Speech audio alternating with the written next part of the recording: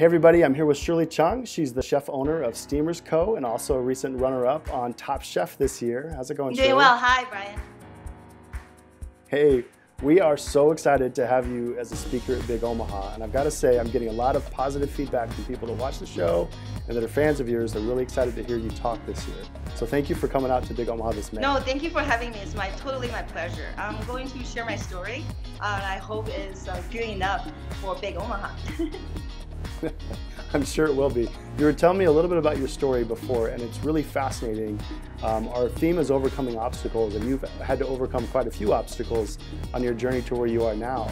So can you start to share that with us? Let's start from the beginning. How did you start to come to where you are now? Well, first of all, I came to United States for college when I was 17.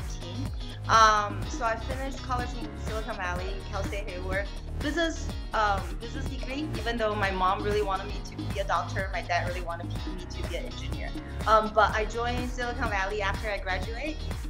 Working in Silicon Valley for about 5 years or so, high-tech sales in semiconductor sector. Didn't really enjoy that very much because look who I am. I cannot sit in front of that still for too long. So after the dot-com boom busted, I went to, knowing that I'm going to lose my job, so I sort of laid myself off and then took a severance package. And that time that I just met my husband. He's the one that sort of pushed me to really pursue my dream. I always love food. I live and breathe food. I actually explore the world through my mouth. I like to put everything in my mouth, just like a little kid, even till now. So with his push, I signed up for culinary school. I went to culinary school in San Francisco, and then after that, I started my culinary career in Napa Valley with Thomas Keller. He was my first chef, working Bouchon Bistro in Napa Valley, Youngville, and then he's the one that sent me to Las Vegas and sort of started my culinary journey in Las Vegas. I was in Vegas for 13 years, opened 7 different restaurants. I opened Bouchon, Las Vegas, followed by Guy Savoy, which is a 2-star Michelin restaurant. It's all French, very hardcore French people that I was the only female in the kitchen. That was an interesting experience. Followed by I worked for Mark Vitale for 4.5 years and opened 3 different restaurants for him in Vegas. And that's sort of my coming out. I was sous chef. I always get promoted fairly quickly. But I was promoted to be the executive chef of Carne Vino, which is opening executive chef. That was a really big deal for me, running a $16 million restaurant. And after Carne Vino, I was recruited by Chef Jose Andres to open Chino Poblano in Cosmopolitan Hotel. And that's actually the first time that I truly sort of touched my roots, my heritage, which is Chinese cuisine. That's a Chinese-Mexican restaurant, side by side, authentic.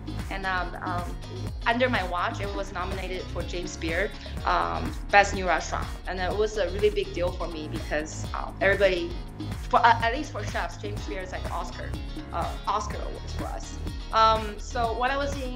So after Chino Poblano, so I kind of have this personality that every 2 years or so I need to have something new going on. So I was at Chino Poblano for 2 years. It was really successful.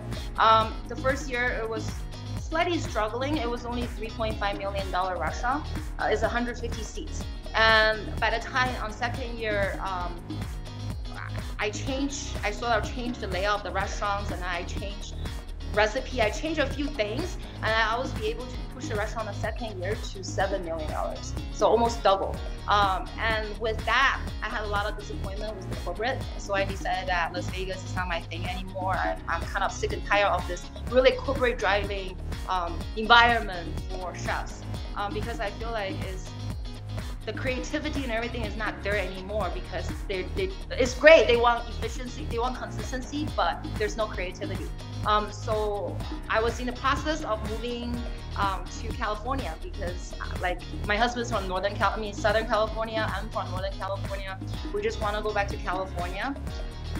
And at the same time, I got recruited by Top Chef for the first time. So I was able to go on Top Chef season 11 in New Orleans and done really well, place number 3. And then throughout that season, actually, I kind of realize what kind of cuisine I want to cook, because before I cooked for all these amazing celebrity chefs, so I know how to cook French really well from Thomas Keller to Savoy. I know how to cook Italian, and I felt very connected to Italian food because I feel the culture and then the loving family part is very similar to Chinese cuisine, and then followed by Chinese food, Chinese cuisine and Mexican food. So it's a lot of different cuisine mashed together that I wasn't sure exactly who I am as a chef. But by being on Top Chef season 11, I kind of came out. I used to call myself shadow chef because I'm the executive chef, making everything for the new restaurants, but I never take the credit. It's always my boss, the chef or the restaurant who take the credit, which is I'm totally fine with it at that stage of my life. But after Top Chef, I realized what kind of cuisine I want to cook. I said that I used to call that I cook with cuisine with no borders because I can cook anything. But with Top Chef, I get to open my first restaurant with a business partner in Orange County called 28. So I named the restaurant 28 is because that was the age that I left Silicon Valley and then started cooking. I felt I had an amazing culinary career, so I was hoping 28 will be the same and it's going to be amazing. So I named that restaurant sort of after my age. It did really well, but at the same time that is not exactly what I wanted. I love my business partner, but the more you work with your business partner, you realize that the best time, it was the first meeting. And then after the first meeting, a lot of it is just always kind of like going, the more you know each other, the more you realize that we're very different. And then there's other things that hold very true to my heart, that not just business. So I'm kind of a weird person that a lot of times money is not the first thing that I'm very concerned. Sometimes political sort of vision will play a part in my emotion, and then for me, I'm a very emotional chef. If something doesn't sit well with me, I don't feel emotionally connected to certain things, or I just cannot create. So I was hitting a block of creativity at 28, and then Top Chef recruited me again. So I was able to go back on Top Chef.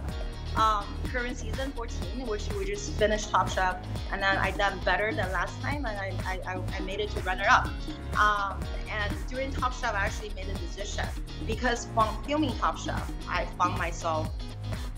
I actually learned about myself even more emotionally, who I am, and what's truly sort of tugged my heart, and exactly what kind of chef I want to be. Which now I know I want to be a Chinese American chef, but an elevated Chinese American chef. I love our Chinese American creations like orange chicken and broccoli beef, but I also feel very passionate about instead of think about like a lot of ethnic and immigrant cuisine is always riding on cheap labor because they don't, the family business, they probably don't really pay themselves, or they pay people under the table, and cheap ingredients so they can make more money. Because when you think about a lot of ethnic food, you always think it's cheap. So I kind of want to change that. Now I'm on a mission that I would like to change that, sort of reverse that mission, that vision that even though it's Chinese American food, but I'm still taking the same care and loving and using and source the best local ingredient I can be, and sort of create this cuisine that not super authentic to Chinese cuisine at all, but at the same time that always have this Chinese soul. So I would like to create my style of the new modern Chinese cuisine. So this is sort of my goal. After Top Chef,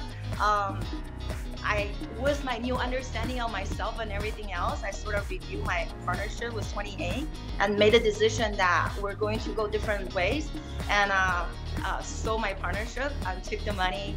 Now I'm getting ready to open my restaurant with my husband, planning to open the end of year steamers company. Yeah, that's my. Thank you. My quick story in a few minutes.